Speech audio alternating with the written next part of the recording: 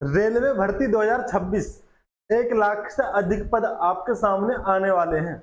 Mail और female सभी के लिए वैकेंसी है। कौन कौन सी? NTPC, group D, RPF, SI, constable, APL, ये सारे के सारे पदों पर आपको भर्ती देखने के लिए मिलने वाली है। कब तक भर्ती आपके सामने आ जाएगी, कितनी वैकेंसी रहने वाली है, किस किस पोस्ट के लिए, ये सारी की सारी बातें मैं आपको सामने इस वीडियो में जाहिर करूंगा, शो करूंगा, आपके सामने विस्तृत रूप से वर्णन करूंगा।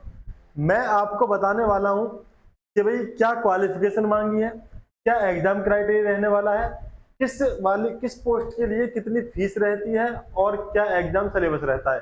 ये सारी की सारी बातें मैं आपके सामने साझा करने वाला हूं, तो आप हो जाइए तैयार इन सब बातों को जानने के लिए। नमस्कार, आप देख रहे हैं नवनीत एजुकेशन प्रो और मेरा नाम है नवनीत। ठीक है, रेलवे भर्ती 2026, 25-26 की हम बात कर रहे हैं। 25 और 26 में वैकेंसी कौन कौन सी आने वाली है, रेलवे में कितने पद रहने वाले हैं, सारी बातें मैं आपके सामने साझा करने वाला हूँ। मेल और फीमेल सभी के लिए पद रहने वाले हैं, है ना।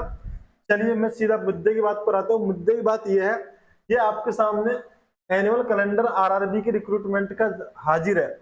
जनवरी से लेकर मार्च तक के पीरियड में असिस्टेंट लोको पायलट की वैकेंसी का था, टेक्नीशियन का था, non technician popular categories grade level 4, 5 और 6, non technical popular categories under graduate, यानी ये एक तो होती ग्रेजुएट लेवल की और एक ग्रेजुएट के अंडर की मतलब 12th लेवल की और ग्रेजुएशन लेवल की, दोनों लेवल की यहाँ पर ये वैकेंसी है। जूनियर इंजीनियर डिपोर्ट मटेरियल और आपका भैया केमिकल, ये सारी की सारी वैकेंसी है पैरामेडिकल कैटेगरीज की। और नीचे अगर हम बात करें अक्टूबर दिसंबर में लेवल फर्स्ट दे रखा मिनिस्ट्रियल आइसोलेटेड कैटेगरीज 31/12/2026, ये सारी की सारी वैकेंसी कंप्लीट होंगी। अब भाई मैं आपको बता दूं ग्रुप डी की वैकेंसी भी आएंगी। ये सारी वैकेंसी अभी दोबारा से आने वाली है ना। ये बेशक अभी रनिंग में है, किसी की एग्जाम हो गई, किसी की भर्ती की ज्वाइनिंग होने वाली है। लेकिन अगर आप ये सोच रहे हैं कि अगर ये पुरानी वाली भर्ती कंप्लीट नहीं हो पाई है, ग्रुप डी की जो वैकेंसी है वो तो कोर्ट में चली गई है, तो कैसे ग्रुप डी की नई वैकेंसी आ सकती है। तो मैं आपसे ये बात कहना चाहता हूँ कि ये रेलवे है, यहाँ ऐसा होता है, यहाँ ऐसा होता है। कोई पुरानी वाली भर्ती कंप्लीट हो या ना हो, ये नई भर्ती निकाल देते हैं, है ना। चलिए तो मैं शुरुआत करता हूँ सीधा पॉइंट की तरफ। मैं आपसे ये कह रहा हूँ, पहले वैकेंसी की डिटेल अगर हम करें तो लगभग असिस्टेंट लोको पायलट की जो वैकेंसी है भाई, ये आएंगी 10,000 की प्लस, 10,000 प्लस। टेक्नीशियन की वैकेंसी रहने वाली 10,000 से ऊपर। और अगर हम नॉन टेक्नीशियन की बात करें और नॉन इसकी बात करें तो लगभग ये आएगी भाई 25,000 के आसपास वैकेंसी। ठीक है, 12,000 के आसपास ग्रेजुएट लेवल की मान लीजिए, इतनी वैकेंसी आएंगी।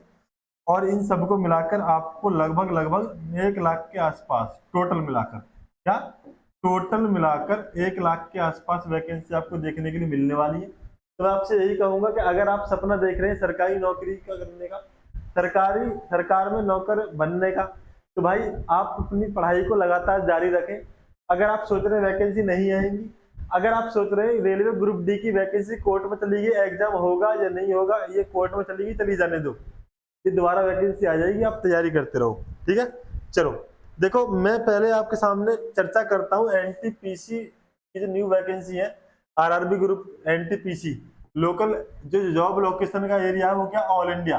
भाई इसमें जॉब लगती हो ऑल इंडिया, आप जहाँ चाहे वहां पर अप्लाई कर सकते हैं। ऑल इंडिया में सब जगह की वैकेंसी आती है। एग्जाम बोर्ड जो होगा वो ऑनलाइन रहेगा। क्वालिफिकेशन की अगर हम बात करें तो 12th लेवल और एनी ग्रेजुएट, यानी एक तो इसमें 2 टाइप की वैकेंसी आती है, जिसमें एक 12th लेवल की मांगती है क्वालिफिकेशन और दूसरी टाइप की कैटेगरी में ग्रेजुएट मांगते हैं। यानी आप बीए, बीएससी या बीकॉम आपने कर रखी है तो आप इस फॉर्म में अप्लाई कर सकते हैं। एज लिमिट की अगर हम बात करें तो 12th लेवल से फॉर्म भरे जाते हैं, उसमें एज लिमिट 18 साल से लेकर 33 साल तक है। और ग्रेजुएट लेवल में 18 साल से लेकर 36 साल तक की उम्र मांगी जाती है। इसमें एज रिलैक्सेशन आपको मिलता ही है ओबीसी और एससी एसटी कैटेगरी के हिसाब से। आप जानते हैं ओबीसी के लिए 3 साल के लिए एज रिलैक्सेशन मिलता है और एससी एसटी में 5 साल का एज रिलैक्सेशन मिलता है। ठीक है, अच्छा सिलेक्शन प्रोसेस की अगर मैं बात करूं तो सीबीटी 1 होता है, उसके बाद मेंस एग्जाम सीबीटी 2 होता है।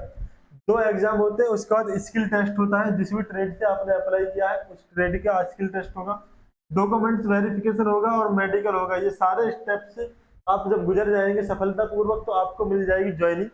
ठीक है, अब बात कर लेते हैं इसके एग्जाम पैटर्न की। तो भाई सीबीटी 1 जो एग्जाम होता है, सीबीटी वन जो एग्जाम होता है उसमें जीए यानी जनरल अवेयरनेस के क्वेश्चन होते हैं 40।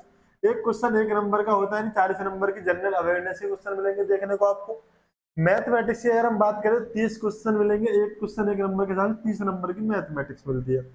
रीजनिंग के 30 क्वेश्चन मिलेंगे, 30 ही नंबर के, कुल मिलाकर 100 क्वेश्चन 100 नंबर के आपके सामने मिल जाएंगे।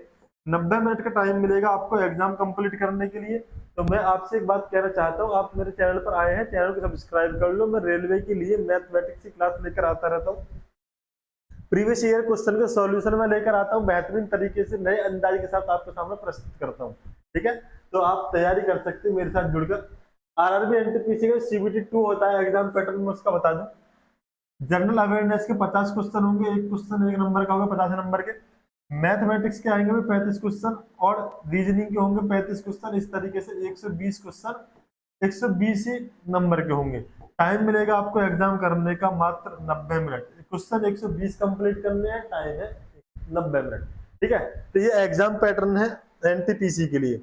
आगे हम बात कर लेते हैं रेलवे ग्रुप डी की। आरआरबी ग्रुप डी का जो क्या है फीस, जो फीस रहती है जनरल कैटेगरी की, ओबीसी और ईडब्ल्यूएस की 500 रुपए रहती है। साथ में अगर हम बात करें एससी एसटी पीडब्ल्यूडी और फीमेल कैंडिडेट के लिए फीस होती है 250 रुपए यानी 250 रुपए होती है। एग्जाम इनका भी ऑनलाइन होता है। क्वालिफिकेशन इसमें मांगते हैं हाई स्कूल और आईटीआई। पहले क्या होता है यहाँ पर मैं आपको एक बात समझाना चाहता हूँ। अब से पहले ये था कि अगर आपने हाई स्कूल प्लस आईटीआई कर रखी है तो आप रेलवे ग्रुप डी की वैकेंसी के लिए फॉर्म अप्लाई कर सकते हैं। लेकिन अब की बार क्या हुआ था, अब की बार ये हुआ कि इन्होंने हाई स्कूल पास वाले और आईटीआई वाले दोनों को मौका दे दिया। इसी वजह से आज ये मैटर कोर्ट में है और कोर्ट में इसी चक्कर में अटका हुआ है। कोर्ट में बच्चे सोच रहे हैं हाई स्कूल वाले इंक्लूड कर ली जाए इस भर्ती में, आईटीआई वाले सोच रहे हैं कि सिर्फ आईटीआई वालों को रखा जाए इस भर्ती में। इस बहस को लेकर ये मुद्दा कोर्ट में पहुंच गया है। उम्मीद है जल्दी ही हो सकता है इसका कुछ ना कुछ डिसीजन निकले। 30 अक्टूबर, फिलहाल इसकी नेक्स्ट डेट 30 अक्टूबर लगी हुई है। चलिए देखते हैं, चलो जो होगा देखा जाएगा। एज लिमिट की अगर हम बात करें 18 से 36 साल तक की एज के लिए फॉर्म इसे भर सकती है। सैलरी 18,000 प्लस रहती है, बीसी के बाद 18,000 ही है। कुल मिलाकर जो आपके अकाउंट में आएगी 25 प्लस आएगी, 25,000 से ऊपर। ठीक है, सिलेक्शन प्रोसेस क्या है, तो इसमें एक एग्जाम होगा, उसके बाद फिजिकल टेस्ट होगा, फिर डॉक्यूमेंट्स वेरिफिकेशन होगा, उसके बाद मेडिकल होने के बाद इन चारों चरण से जब आप सफलतापूर्वक गुजर जाओगे तो आपको मिल जाएगी ग्रुप डी की वैकेंसी में जॉब।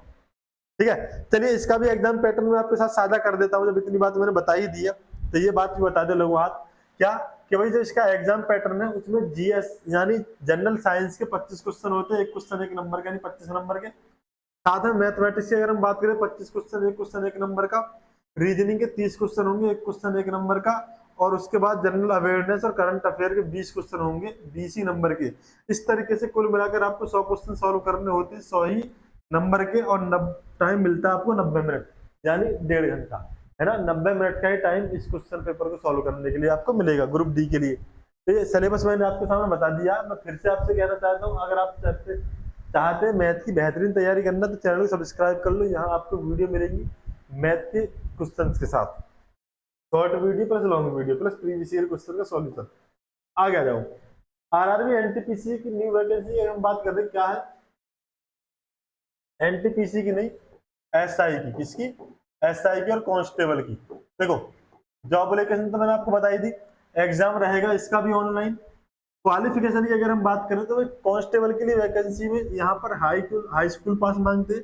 एसआई अगर हम बात करें यानी सब इंस्पेक्टर दरोगा, एनी स्ट्रीम से आपने ग्रेजुएट कंप्लीट कर रखी हो, बीए बीएससी बीसीए आपने कोई भी कोर्स कंप्लीट कर रखा हो, आप फॉर्म अप्लाई कर सकते हैं दरोगा के लिए। एज लिमिट कांस्टेबल के लिए 18 से 38 साल है, सॉरी 28 साल है।